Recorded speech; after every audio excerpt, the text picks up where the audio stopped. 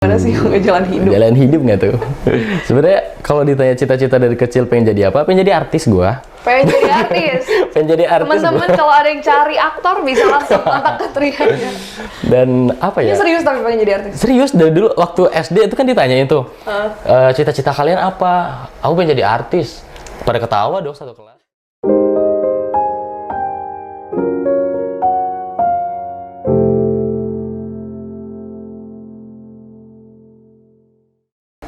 Halo teman baca siniar Behind the Book, kembali lagi di Behind the Book. Kali ini kita ada di segmen Behind the Story. Nama aku Olive Hatim. Aku sekarang udah ditemenin sama satu penulis Gradian Media Tama, Hoirul Trian. Halo teman buku. Oke, kita bakalan ngobrol panjang lebar nih ya kali ini, Trian. Biasanya ngobrolnya nggak pernah direkam nih, tapi kali ini sekarang direkam biar teman-teman yang lain juga tahu nih. Bisa obrolan tahu, kita tuh bener. biasanya seputar apa sih kalau editor sama penulis ngobrol? Apakah cuma ngomongin yang serius-serius doang? Atau sebenarnya nggak juga gitu? Kita banyak juga ngomongin hal-hal yang sebetulnya nggak penting-penting banget ya. Oke, nah topik kali ini adalah Gigih Berkarya Menuai Akhirnya. Ini topiknya berhubungan ya sama perjuangan Trian menulis dari awal sampai bisa seperti sekarang. Boleh dong Trian perkenalkan diri nih, kira-kira Trian tuh pengennya dikenal sebagai sosok yang seperti apa sih sama teman baca nih. Terus boleh juga share mungkin ya gimana awalnya akhirnya bisa menjadi penulis gitu. Tapi tipis-tipis dulu aja. Boleh. Halo semuanya, kenalin aku Trian. Sebenarnya dari awal aku jadi penulis tuh kayak yang jauh banget nih, bayangan yang jauh banget gitu kan. Awalnya aku cuma suka ya upload konten-konten pendek di sosial media. Terus kayak dulu aku ngerambah pertama kali di YouTube, dan dari situ kok nagih gitu kan. Ya udah dari situ aku terusin, dan ternyata apa yang aku tulis ternyata bisa jadi buku. Menarik banget ya. Biasanya tuh kan orang-orang tuh menulis dulu baru jadi content creator. Iya. Ini kalau kamu malah kebalik ya? Aku content creator dulu, baru ke buku. Oh, oke. Mulai bikin YouTube tuh sejak kapan tuh? Aku dari tahun 2018. Waktu itu YouTube waktu itu kan belum ada sosial media lain. YouTube masih yang kayak primadona nih waktu itu kan. Terus ya udah aku coba pelan-pelan, kok kayaknya lumayan kayak sasaran yang tepat buat ngeluapin apa yang nggak bisa disampaikan gitu loh, Liv. Iya, benar-benar. Gitu. Dulu itu 2018 udah ada Instagram, Twitter, tapi nggak se-booming YouTube ya. Karena kamu mediumnya tuh video ya. Iya benar. Video dengan ada audio yang kamu bacain. 2018 itu berarti langsung terkenal seperti sekarang? Enggak dong, jauh banget dong. Jadi waktu 2018 dulu ya, bahkan buat ada di titik gongnya itu baru setelah 2 tahun kemudian. Jadi 2020 tuh awal pandemi. Awal pandemi itu baru orang-orang notice ternyata di dunia ini ada Trian. Wow, itu berarti 2 tahun itu kamu terus-terusan video tiap bulan di post? Aku dulu rutin seminggu 2 kali di awal di YouTube itu, dan ternyata itu tadi aku nggak orientasi yang nggak kemana-mana dulu nih, karena waktu itu yang aku kejar adalah aku pengen cari temen. Gitu, dulu aku pengen cari teman, pengen kayaknya enak punya teman-teman yang sefrekuensi yang bisa dengerin aku gitu. Dan ya alhamdulillah akhirnya sampai sekarang aku ketemu sama pembacaku di manapun itu. Lewat YouTube akhirnya jadi penulis, terus ketemu sama pembaca jadi yang lebih banyak. Itu di 2020 berarti video keberapa tuh? 180-an kalau. Wow, 180 akhirnya baru bisa menemukan ketemu pembaca yang benar-benar udah bakal ngikutin terus nih semua tulisannya gitu ya di YouTube. Itu berarti 180 video naiknya dari berapa subscribers tiba-tiba jadi berapa? Awalnya dari yang sampai 2 tahun itu cuman kayak 40.000, belum nyampe 50 bahkan. Terus di akhir bulan Desember 2019 tuh kayak melonjak langsung tiba-tiba, kan itu waktu itu yang viral tuh konten Desember dan lukanya. Waktu itu pas banget tuh momennya nih. Terus kayak yang waktu itu juga kayak di notice sama beberapa orang gitu kan, sampai yang wah kok mereka bisa lihat aku gitu kan. Terus ya kayak oh ya udah, ternyata emang dari situlah ketemu tuh circle pembacaku, yang padahal waktu di tahun-tahun itu konten-konten kayak gitu nggak ada. Zaman-zaman konten prank zaman dulu kan. Iya, banyak orang buka YouTube ya buat kayak gitu. Buat nonton yang lucu-lucu, buat nonton yang kayak gitu-gitu. Terus aku mikir kayak kadang ada loh orang yang lari ke YouTube, mereka tuh pengen cari ketenangan. Even itu cuman pengen kayak mereka tonton sebelum tidur gitu kan. Dan ya udah dari situ ketemu penontonnya sendiri, jadi kayak satu circle gitu loh. Seru ya. Jadi akhirnya ketemu sama orang-orang yang mungkin merasa rasa hatinya tuh terwakilkan gitu ya oleh gitu. tulisan-tulisannya Trian di YouTube. Menarik banget. Nah, berarti sekarang pengen dikenalnya sebagai YouTuber, content creator, penulis, apa? Semuanya boleh nggak sih? Semuanya nih. Gue maruk soalnya. Oke. Jadi ini teman baca kalau misalnya belum pernah lihat YouTube-nya Trian bisa langsung cek, dan kalau mau tahu Desember dan Lukanya itu yang mana bisa langsung ditonton aja di YouTube gitu ya. Oke, kita masuk ke bagian penulis ya. Jadi kan ini kita di sini kan pengen tahu Trian yang sebagai penulis nih. Boleh dong ceritain dikit pada akhirnya dari YouTube melonjak tuh di tahun 2020 di awal, tiba-tiba jadi penulis buku pertamanya tuh gimana sih? Aduh, buat dari proses konten itu naik ke buku itu kan lama banget. Aku nerbitin di 2022. 2 tahun tuh. 2 tahun, jadi kayak butuh 2 tahun lagi buat aku harus konsisten nih dengan branding Trian yang kan aku kalau pengen jadi penulis aku harus nge-branding sosial media aku dulu, kayak yang aku harus banyakin tulisan dulu lah gitu intinya. Dan di 2022 tuh aku baru ketemu, dan pertama nulis buku kan itu beda banget tuh, 100% itu beda sama apa yang aku tulis di sosial media gitu kan. Sedangkan satu konten aku di YouTube itu naskahnya bisa sampai 2 sampai 3 lembar. Sedangkan waktu itu dituntut buat buku yang pendek-pendek banget. Aku yang masih nggak mudeng gitu kan, kayak yang dari situ aku butuh transisi buat ternyata jadi penulis tuh nggak serumit yang dulu gue bayangin. Ternyata jadi penulis tuh bisa sesimpel ini. Tapi itu ketika akhirnya 2022 bukunya terbit, dari niat pengen nerbitin sampai akhirnya terbit tuh berapa jauh tuh? Sebenarnya kalau dari niat itu udah dari dulu. Karena dari 2020 tuh banyak banget yang notice, Katrin bisa beli bukunya di mana?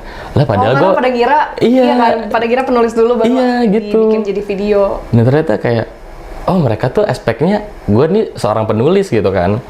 Sampai pada akhirnya waktu itu prosesnya aku ngirim naskah dulu ke Gradient, dan gak didapati sama Gradient sombong. Adminnya siapa sih? Siapa sih adminnya? Sombong nih Gradient nih, kagak balas kan waktu itu. Itu kirimnya lewat email tuh berarti ya? Aku DM. DM dulu nanya ya? Aku udah DM duluan, dan ternyata setelah 6 bulan kemudian, kok tiba-tiba si Gradient ini nge-DM aku, terus kayak dia tuh nggak punya dosa gitu kalau dia tuh belum balas. Padahal sebelumnya ada DM dulu. Ada DM gue. Dia nggak dibalas tapi tiba-tiba di DM. Iya gitu, dan tiba-tiba nge-DM ngajakin jadi penulis, nulis di Gradient gitu kan, kayak yang lah telat lu dari dulu, gue udah pengen. Itu berarti kejadiannya di DM Gradient di kapan? Itu di November 2021. Oke. Gitu. Beberapa bulan sebelum akhirnya terbit. Iya, gitu. Terus ketika di DM, kamu gimana tuh selain dasar nih Gradient akhirnya ya ngontak balik gitu. Setelah itu tapi gimana perasaannya? Ya campur aduk sih. Pertama seneng terus yang kedua kayak yang bingung. Bingungnya kayak yang lah gue kan buta gitu loh, buta dengan kesastra-sastraan ini. Karena di benak gue kayak menjadi seorang penulis kamu harus punya minimal basic sastra gitu kan, minimal kayak lu harus punya kaidah-kaidah penulisan yang baik dan benar, yang gimana-gimana. Dan ternyata itu semua terpatahkan gitu loh. Ternyata jadi penulis tuh nggak harus yang lu harus superior banget baru lu bisa jadi penulis. Lu punya sudut pandang yang bagus, lu punya cara lu bercerita bagus, ya lu bisa gitu. Dan akhirnya ya udah, gue buktiin di buku gue yang pertama. Bukan lu. Ya. Gak kedengeran kalau kedengeran. Tapi ini menarik banget sih. Emang itu tuh salah satu stereotip yang biasanya bikin orang-orang jadi takut menulis ya. Jadi teman baca di sini kalau misalnya pengen jadi penulis tapi masih takut dengerin kata Trian barusan, yang penting adalah ide ya. Ide yang ditulis. Karena kalau nggak ditulis ya nggak akan ada tulisannya. Gimana caranya mau tahu itu bagus atau enggak gitu. Terus tadi menarik banget. Tadi aku sempat denger kan kamu bilang kalau misalnya mau akhirnya jadi penulis harus membranding diri dulu kan untuk kemudian menjadi penulis. Jadi Trian ini nulis kan sekarang udah mulai merambah di platform lain kan, bukan cuma YouTube doang nih. Jadi sekarang udah mulai di Instagram, di TikTok juga. Apakah tulisan-tulisan yang ada di platform lain ini ditulis karena emang udah jadi penulis atau sekedar cuma buat branding doang? Apa ya sebenarnya apa yang aku tulis di sosial media dengan di buku, apa yang di buku ini nggak ada di sosial media gitu loh. Jadi kalau diibaratkan si sosial media ini cuman jembatan-jembatan buat ke rumahnya ini, gitu. Okay. Jadi kayak ya itu tuh bridgingnya doang gitu loh di sosial media. Mencari audiens yang lebih banyak gitu ya. Karena kalau nggak dinotis sama orang-orang gimana orang bisa tahu kalau kamu udah punya buku ya. Ini seru banget sih kalau ngobrol sama penulis yang udah berkarya terus udah terlihat tahu mau ke arah mana gitu. Tapi aku jadi penasaran nih, waktu kecil Rian tuh sebenarnya cita-citanya apa sih? Karena yang aku tahu nih rumornya pernah jadi penyiar radio juga kan. Jadi gimana tuh ceritanya pernah jadi penyiar radio di Lampung? Tren ini asli Lampung, kita sama-sama orang Sumatera. Aku Sumatera Pride. Sumatera Pride. Terus teman-teman yang dari Sumatera bisa komen ya. Iya, komen loh. Jadi dari penyiar radio di Lampung terus tiba-tiba ke YouTube. Terus tiba-tiba jadi penulis, itu boleh diceritain nggak tuh jalan hidupnya ternyata gimana sih nggak jalan hidup? Jalan hidup nggak tuh? Sebenarnya kalau ditanya cita-cita dari kecil pengen jadi apa? Pengen jadi artis gua. Pengen jadi artis? Pengen jadi artis. Teman-teman kalau ada yang cari aktor bisa langsung kontak ke Trian. Dan apa ya? Ini serius tapi pengen jadi artis? Serius, dari dulu waktu SD itu kan ditanyain tuh, cita-cita kalian apa? Aku pengen jadi artis. Pada ketawa dong satu kelas gitu kan. Tapi kenapa pengen jadi artis? Orang-orang pada pengen dokter, polisi, tentara gitu kan. Astronot, gitu. Kayak ngerandom banget. Ada yang pengen jadi Spiderman bahkan waktu dulu. Gue pengen jadi artis, kenapa? Ya karena di benak gue adalah ketika lo udah terkenal, oh berarti lo udah bisa ngasih manfaat banyak nih buat orang. Karena padahal nggak juga gitu kan, banyak juga yang enggak gitu kan. Tapi ya mungkin apa ya, gue orangnya tuh apa ya, suka dilihat orang gitu loh. Gue orangnya suka menghibur orang banyak gitu. Iya gitu. Terus kalau apa bridging ke penyiar itu tadi, sebenarnya itu lebih ke butuh duit sih. Terus karena suka ngomong gitu ya, bisa tuh jadi penyiar. Iya, karena aku dulu kan kuliah di komunikasi itu. Terus ya sedikit banyaknya belajar tuh dunia penyiaran, broadcasting segala macam, dan akhirnya dulu ada freelanceran kayak penyiar gitu. Dan ya udah sambil kuliah sambil kerja, dan alhamdulillah dari siaran terbayarkan kuliahnya. Akhirnya itu bisa berarti dari kuliah itu udah membiayai diri sendiri ya? Iya. Hebat banget. Aduh. Terus sekarang ketika udah jadi content creator, udah punya penggemarnya gitu ya, udah berasa jadi artis belum? Ya lumayan. Tapi makin gede kayak gue makin, aduh balik layar aja deh. Gue balik layar aja deh. Malah nggak pengen jadi artis beneran. Gue malah kayak seru di balik layar ternyata. Tapi kan seenggaknya udah dikenal dan udah memberikan manfaat kayak yang tadi diinginkan kan. Gitu. Hebat banget deh, hebat banget. Nah, terus tadi sempat bilang membiayai diri sendiri pas kuliah. Iya. Kenapa tuh membiayai diri sendiri? Apakah karena keinginan sendiri atau biar mandiri duluan apa gimana sih? Enggak sih, sebenarnya yang aku pikirin adalah gue lulus ntar mau jadi apa gitu kan. Jadi makanya dari selama aku kuliah, aku cari nih beberapa pengalaman organisasi, pengalaman kerja, semuanya aku kayak udah deh aku lakuin semua biar ini nanti jadi portofolio aku nih ketika aku udah lulus, ketika aku lagi nanti butuh-butuhnya, aku udah punya ini semua gitu. Dan ya emang benar ternyata pengalaman-pengalaman itu tadi yang bisa bikin kita jadi dewasa loh ternyata gitu kan. Dan ternyata dari situ juga hal yang dulu nggak mungkin bisa, kayaknya ngebayangin aja itu kayak susah gitu, kuliah bayar sendiri, ya Allah sedih banget sih lu gitu kan. Dan ternyata ya emang bisa gitu loh, dari apa ya, job-job freelance, job-job lain-lain gitu, ternyata bisa. Jadi sekali mendayung 2-3 pulau terlampaui ya, selain bisa membiayai kuliah sendiri, terus jadi tahu mau kemana, dapat portofolio juga. Ini proses pendewasaannya ditulis kan di dalam buku. Di buku. Lebih spesifiknya nggak di yang mana nih? Di yang pertama. Di buku pertama. Jadi kalau mungkin teman-teman baca di sini ada yang bingung kan, lagi kuliah mau jadi apa, dewasa kok susah gitu ya, bisa langsung baca buku Trian yang pertama. Siapa tahu kan dapat jawabannya, atau seenggaknya punya teman berbagi lah ya. Bener. Ketika membaca buku ini. Terus ketika kuliah udah membiayai diri sendiri, itu kalau keluarga ngelihat Trian ketika membiayai diri sendiri gimana?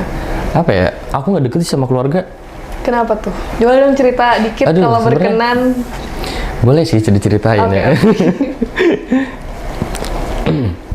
Jadi waktu dari kecil aku tuh kayak yang pertama jauh dari ayah. Kalau sama ibu aku deket banget. Terus aku kan 3 bersaudara nih. Kakakku dua-duanya cewek. Enggak satu obrolan dong sama aku kan.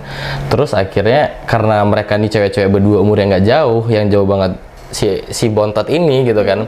Jadi kalau mereka tuh main kayak nggak mau nih diintilin adiknya gitu loh. Adiknya cowok ya, lagi kayak yang bete nih gitu kan. Sampai akhirnya ya udah dari kecil nggak punya teman, dari kecil kayak yang apa-apa cuma sama ibu doang, sama bapak tuh beneran yang kayak kehilangan waktu kecil banget. Karena kayak bapak berangkat pagi pulang malam gitu terus kan. Bapak balik aku udah tidur.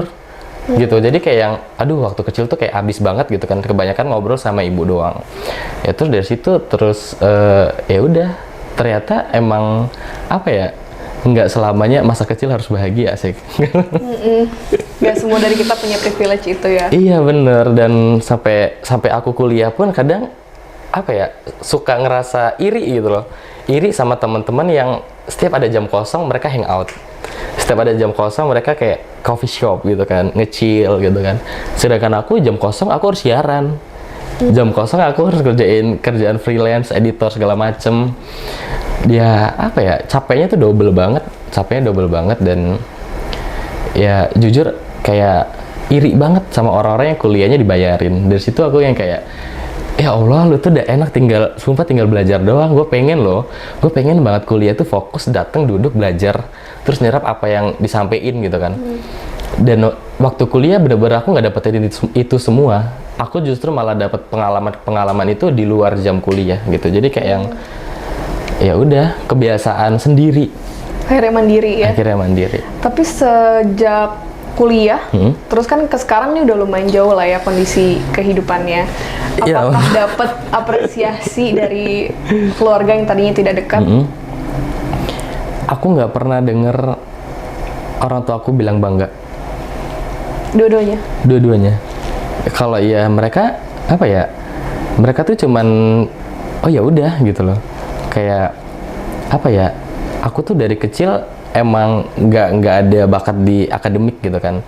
Kayak orang tua zaman dulu kan si anak ini baru dipuji kalau anak ini dapat ranking 1, juara 1 di kelas, sedangkan aku nggak pernah dapetin itu kan. Sampai akhirnya aku bingung, aku mau bahagiain orang tua lewat cara apa lagi. Aku pengen orang tua ngeliat ke aku lewat cara apa lagi gitu kan. Sampai aku kehilangan ide nih, aku harus ngapain lagi ya biar seenggaknya bikin nggak kayak apa ya, nggak berharap sih mereka bangga sama aku, cuman kayak ya udah lihat aja gitu loh, bisa kelihatan. Dan akhirnya sampai di baru kemarin 2022 deh, itu pertama kalinya aku dengar orang tua aku bilang bangga sama aku. Setelah nerbitin buku pertama? Kedua bahkan. Oh justru buku kedua. Buku pertama nggak ada? Buku pertama aku nyumput. Oh nggak bilang-bilang? Aku nggak bilang. Nggak ada yang tahu tuh? Akhirnya tahu kalau kamu nulis? Buku pertama itu pas si buku ini dikirim ke rumah, aku nggak bilang, cuman aku pajang doang di lemari kaca. Dan aku nggak tahu. Nggak ada yang nanya? Nggak ada yang nanya. Ada nama kamu gitu? Iya. Padahal harusnya lihat dong. Iya, kan? Dan yang notice tuh malah saudara-saudaraku yang main ke rumah waktu lebaran. Kayak, wah Mas Trian ternyata udah nerbitin buku ya, gini. Jadi ya kayak, ya gimana sih pandangan orang tua, kayak ya nerbitin buku doang kagak ada duitnya gitu. Oh iya, mungkin dipikirnya mereka sih penulis bisa apa sih? Iya. Nggak tahu kalau misalnya bukunya udah cetak ulang ya. Iya. Udah cetak ulang ya ya. Karena udah ada nih karyanya, mungkin aku mau tanya dikit tentang karyanya Trian ini. Ini buku pertama dari aku yang hampir menyerah. Boleh diceritain nggak isinya? Mungkin tipis-tipis, siapa tahu teman baca ada yang belum baca dan pengen langsung beli kalau misalnya tahu isinya dikit gitu. Wah, isinya nggak dikit, banyak. Maksudnya dikit aja biar yang lain biar penasaran ya kan. Gitu. Benar. Apa ya, buku ini mungkin buku yang prosesnya paling lama. Jadi di luar aku nulis buat sosial media, aku nulis buat diri aku sendiri. Dari tahun 2018 itu. Makanya kenapa akhirnya diputuskan judulnya Dari Aku Yang Hampir Menyerah. Ya karena di fase-fase itu apa ya, kayak sangat enak nih, sangat memungkinkan buat lu menyerah saat itu juga gitu loh. Karena waktu itu adalah menyerah lebih mudah daripada bertahan. Dan aku milih buat bertahan sampai sekarang. Ya mungkin kalau aku nyerah waktu itu nih nggak ada nih buku nih. Ya itu mungkin yang melatar belakangi buku Dari Aku Yang Hampir Menyerah. Kalau teman-teman Trian nyebutnya Dehem. Dehem.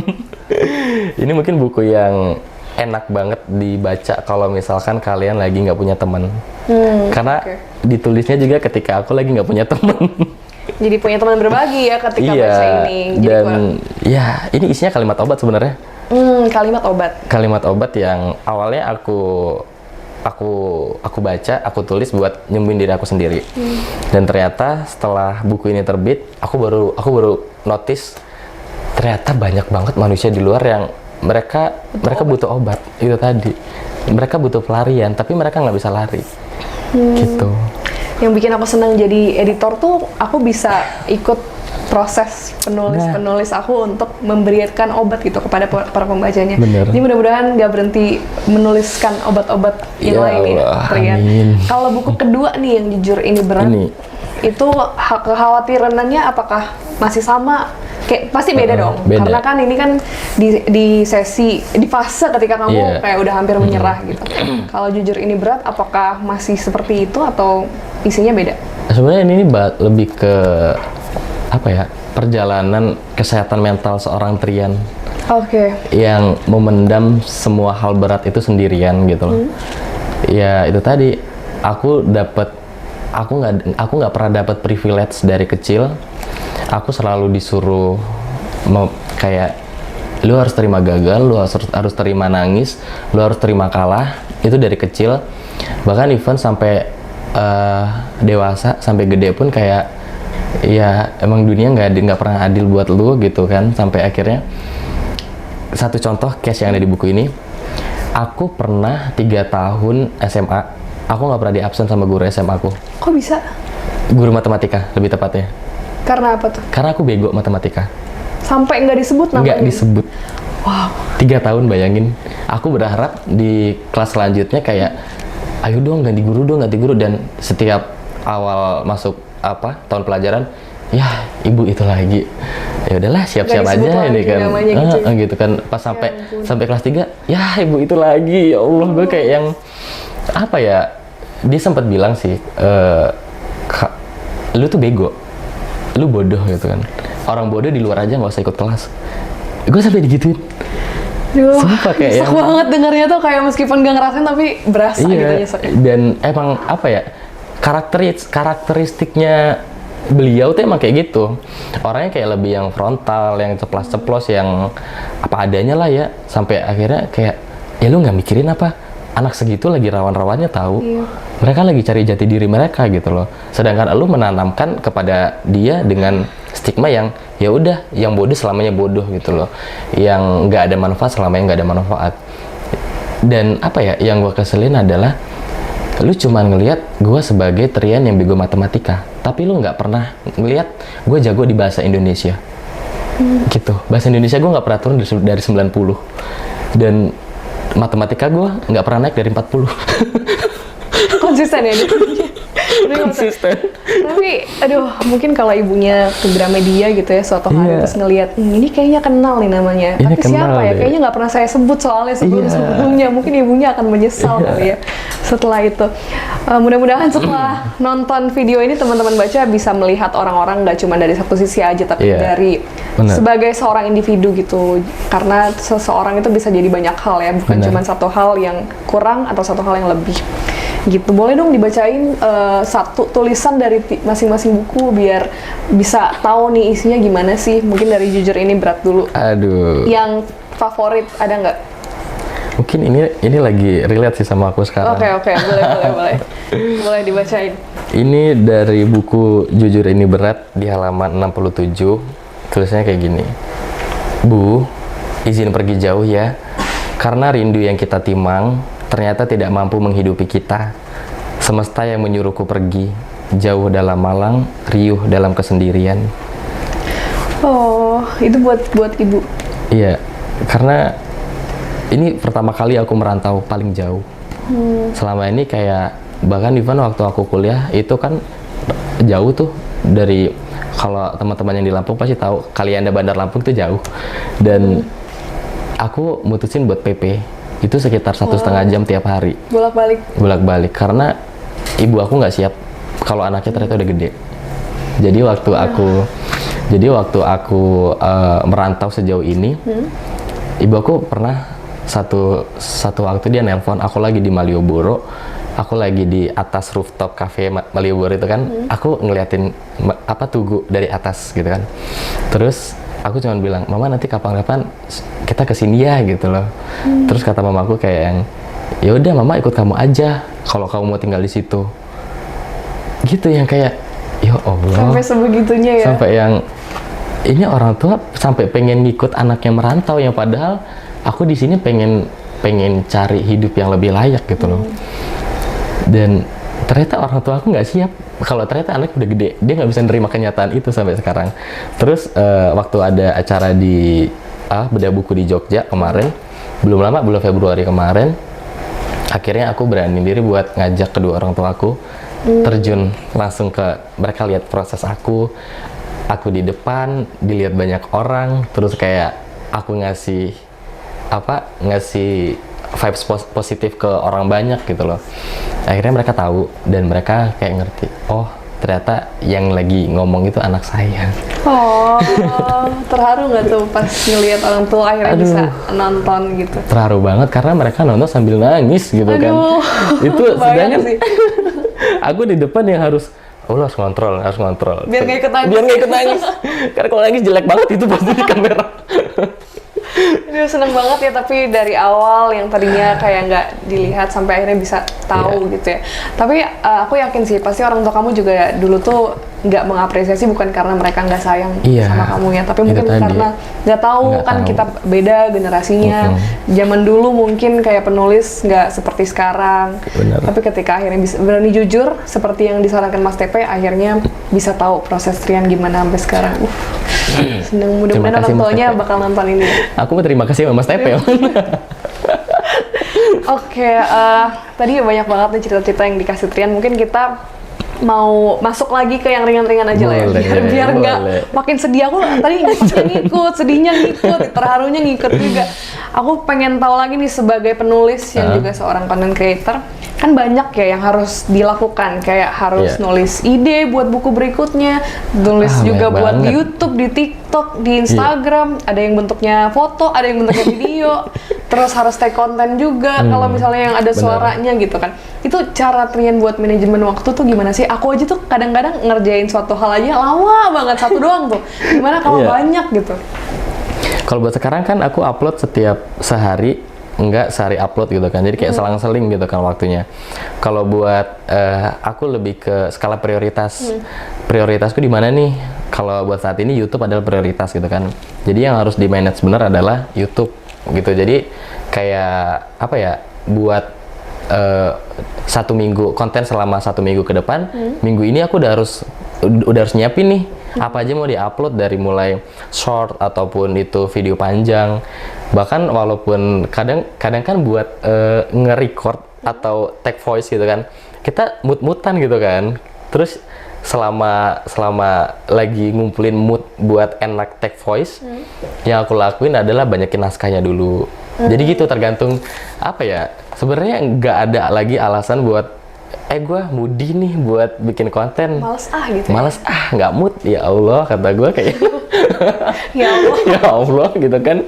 Lu bisa akalin kalau lu lagi nggak mood buat tag video, ya lu terus dulu naskahnya, nanti kalau udah mood baru gitu ya. Itu yang aku lakuin sesuai mood aku juga. Gue juga moody juga kok orangnya. Nggak sekonsisten itu sebenarnya. Nggak selalu bisa nge-take tiap hari juga ya, tapi ada tiap hari seenggaknya yang dikerjain gitu ya. Itu berarti schedule-nya selalu kayak gitu tuh, sehari upload, sehari enggak gitu? Sehari upload, jadi buat upload besoknya nih, hari ini udah harus kelar nih naskah, terus ntar malamnya harus take voice, terus besoknya tinggal upload gitu. Itu kalau scheduling antar platform gimana tuh beda-bedanya? Sebenarnya kalau kalian notice, apa yang aku upload di sosial media lain adalah potongan pendek dari YouTube aku. Oh, oke. Pinter. Jadi bisa di beberapa sosial media sekaligus gitu. Iya, jadi kelihatannya wah Trian rajin banget, upload banget. Ya elah, itu potongan doang. Satu tapi bisa jadi banyak. Teman-teman yang mau jadi content creator bisa ngikut caranya Trian gitu ya. Terus sekarang karena udah aktif nih di semua sosial media, udah terkenal seperti yang diinginkan sejak kecil, mungkin nanti akan jauh lebih terkenal lagi. Udah nulis karya, udah punya platform yang punya pengikut cukup banyak gitu. Sekarang berarti ada nggak sih yang kepikiran nih oleh Trian sebagai seseorang yang sedang meniti karirnya gitu? Apa ya? Dalam waktu dekat dulu deh, dalam waktu dekat kira-kira pengennya apakah fokusin dulu nih jadi content creator? Iya. Kerja sih cari duit. Karena apa ya, ini butuh duit coy gitu kan. Apa ya, sekarang tuh kayak makin dewasa, aku makin lebih realistis. Apa yang ada di depan mata kerjain. Yang masih ngawang-ngawang, yang masih dimimpi-mimpikan kayak udah ntar dulu gitu kan. Yang depan mata aja dulu dikerjain gitu kan, selesaiin dulu apa yang ada. Ntar baru target-targetnya itu kita kejar pelan-pelan gitu kan. Ya itu sih mungkin yang sekarang lagi aku kejar adalah pertama konsistensi harus aku jaga. Terus yang kedua ya doain aja, aku pengen banget bisa S2. Amin. Banyak nih yang bilang amin. Amin ya Allah, mudah-mudahan aku pengen banget karena kan aku kerja di Jogja. Ya Allah, kata mamaku kayak yang ini cerita ya, sedikit cerita. Gimana? Jadi waktu pertama kali aku ngajak mamaku ke Jogja, malamnya tuh aku nyuruh mamaku buat istirahat tidur gitu kan. Dia enggak, abis Isya, abis sholat Isya dia pengen keluar anterin mama ke UGM. Terus mau ngapain? Mau sholawatin UGM. Oh gitu, kayak yang apa ya, aku ingat banget aku lagi di bundaran UGM sambil ngelewatin bundaran itu, mamaku kayak Allahumma shalli ala sayyidina Muhammad, mudah-mudahan ada kesempatan buat anakku kuliah di sini. Oh amin, kita aminin ya. Tapi S2-nya berarti pengennya di UGM? Aku pengen UGM. Ya apa ya, ngelihat semangatnya orang tua aku, kayak ternyata dia naruh harapan besar banget gitu kan. Ya itu jadi apa, mood booster aku buat kayak nih dia masih sehat nih, lo harus semangat dong gitu loh.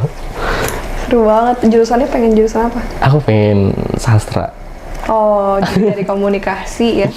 Iya, kalau sastra biar lebih fokus gitu. Iya bener, cuma komunikasi juga asik sih. Aku masih bingung. Ya kita tunggu perkembangannya Trian, jangan lupa follow nih biar tahu kira-kira gimana. Tapi berarti kan ini udah tahu nih targetnya dalam waktu dekat dan agak jauh gitu, berarti adalah menempuh S2 gitu ya. Ketika menjalankan ini semua, selain kerja gitu ya, nggak gitu juga.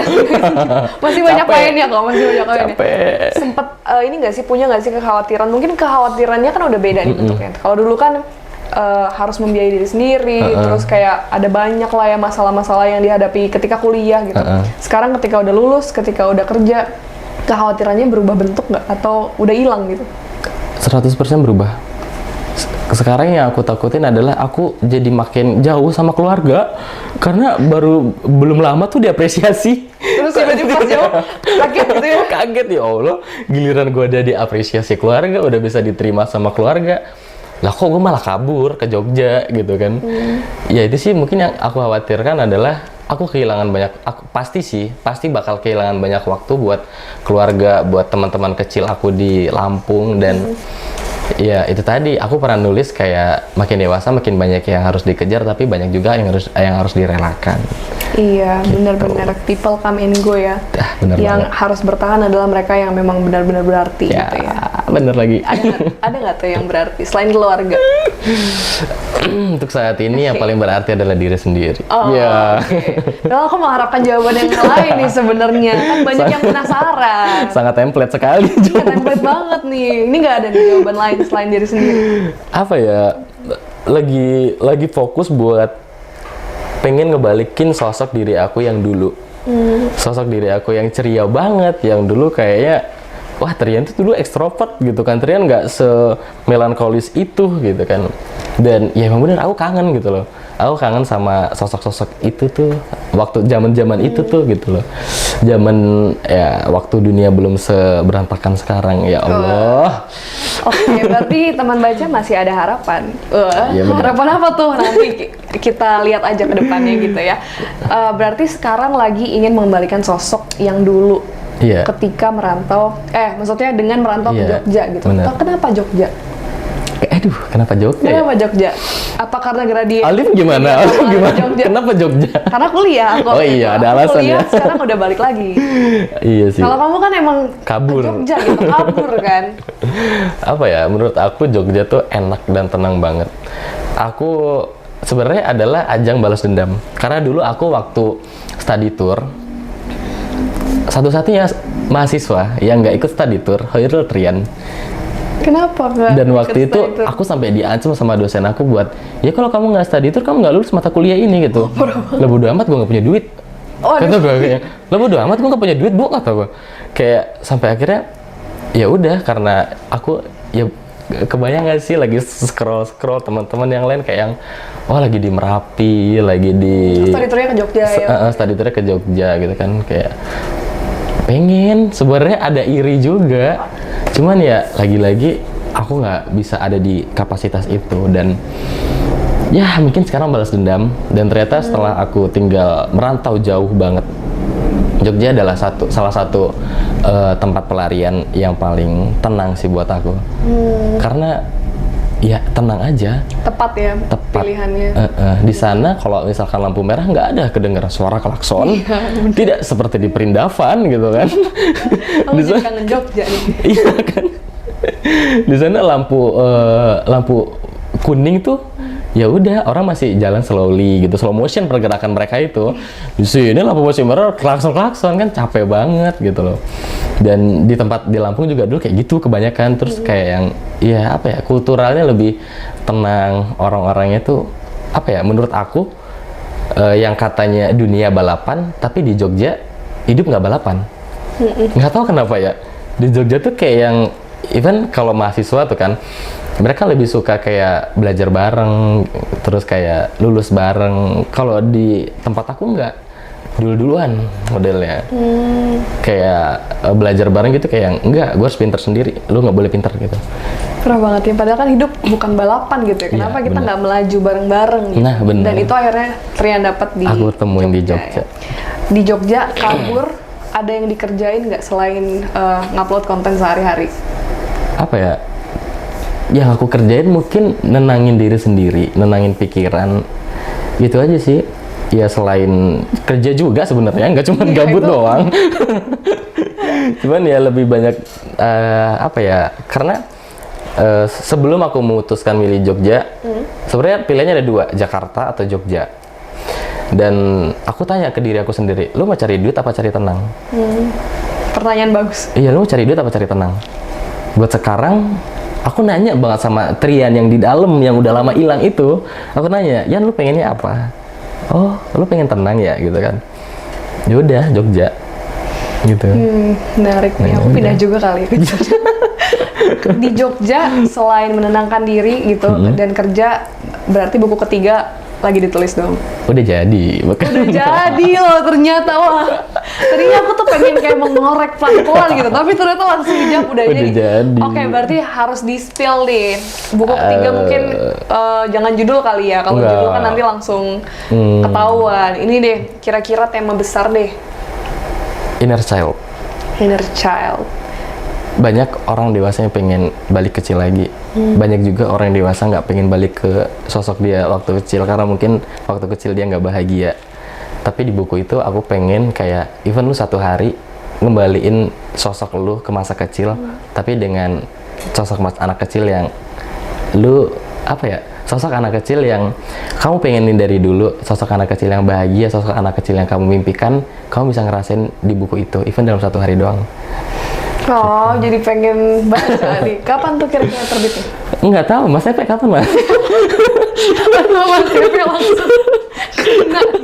Aku ngikut penerbit soalnya. Anaknya manut banget. Ada ini nggak? Ada bocoran nggak kira-kira bulannya? Yang pasti kan tahun ini. Abis lebaran lah. Abis lebaran ya. Jadi udah pada dapet THR bisa langsung beli kalau gitu. Ketika nulis buku ini ada cerita lucu atau cerita menarik yang bisa di-share nggak? Salah satunya kabur ke Jogja itu adalah alasan buat aku ingin menyelesaikan buku-buku yang 3. Karena apa ya, sebenarnya udah kehabisan ide kan, udah di sini banyak idenya. Apa ya ketiga ya, terus aku pengen deh aku pengen sensasi baca buku tuh nggak cuma nangis doang. Aku pengen sensasi baca buku tuh nggak cuma satu ekspresi. Aku pengen ketika orang baca buku aku nanti dia senyum-senyum, tapi dia bisa nangis gerung-gerung juga. Jadi aku pengen kayak apa ya, pengen balikin anak-anak kecil yang mungkin udah lama ini hilang dan jadi orang dewasa yang wah ternyata dewasa kayak gini ya gitu loh. kadang-kadang kangen gitu ya sama kita yang dulu. Ini berarti kamu bisa melakukan itu semua secara bersamaan nih. Jadi kamu mencari diri kamu yang dulu, tapi juga ditulis, tapi juga dijadikan konten. Kita mudah-mudahan kita semua bisa seperti itu ya. Jangan capek. Iya sih capek ya, kalau kebanyakan yang kayak gini nanti dunia semuanya jadi sepi gitu ya.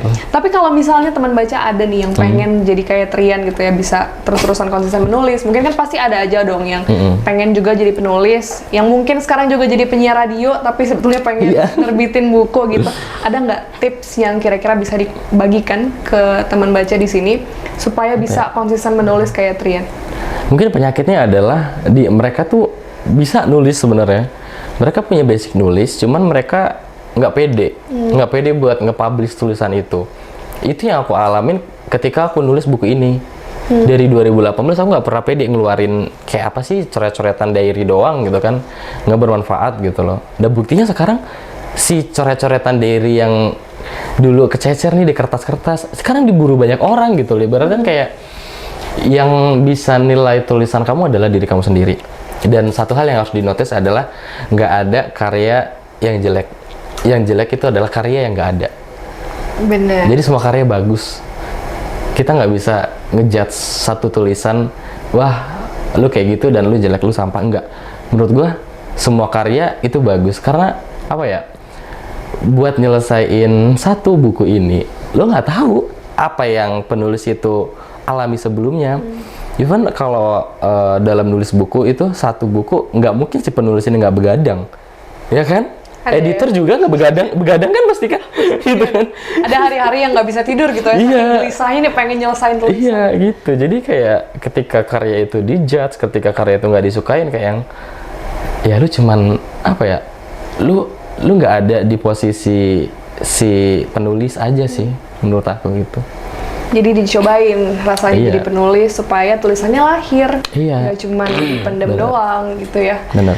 Menarik banget nih obrolan kita, panjang lebar tapi sangat-sangat fruitful gitu ya, sangat-sangat berisi. Mungkin thank you. Sekarang biar nggak kelamaan nih teman baca nonton, mungkin udah gelisah pengen nulis juga. Sebelum nulis, mungkin teman-teman baca nih ada yang pengen beli bukunya Trian. Kira-kira bisa dibeli di mana sih? Dayhem. Dari aku yang hampir menyerah. Ini Juniper. Ini Juniper. Menarik ya, dua Dayhem dan Juniper ini bisa dibeli di mana sih Trian? Ada di Bumi Fiksi, ada di Republik Fiksi, dan kalau mau singkat ya, ada di Instagram di bio aku. Oke, bisa juga langsung ke bio Instagramnya Trian. Boleh dong di-share sosial medianya kalau ada yang belum follow nih. Di Instagram aku @khairultrian, N-nya 2 kalau Instagram. Kalau TikTok N-nya 1, Khairul Trian. Kalau di YouTube, catatan Khairul Trian. Jangan lupa beli yang original. Jangan lupa beli yang original. Tadi toko-toko buku yang udah disebut, atau kalau langsung ke bio udah pasti original dan bukan bajakan. Bener banget. Karena baca buku bajakan itu nggak oke ya, nggak keren. Nice. Oke, kalau gitu bisa kita tutup nih. Sebelum aku tutup, mungkin teman-teman di sini juga ada yang penasaran sama penulis-penulis lain dari Gradien Media Tama. Bisa juga follow Instagram Gradien Media Tama di @gradienmediatama. Oke, kalau gitu makasih banyak obrolannya Trian. Mudah-mudahan bisa bermanfaat buat teman-teman yang mendengarkan di sini, karena aku sendiri aja udah mulai dapat insight banyak banget nih, jadi pengen nulis juga akhirnya habis ini. Bener. Kita bakal ketemu lagi di podcast berikutnya. Sampai ketemu lagi di Behind the Book yang lain. Dadah.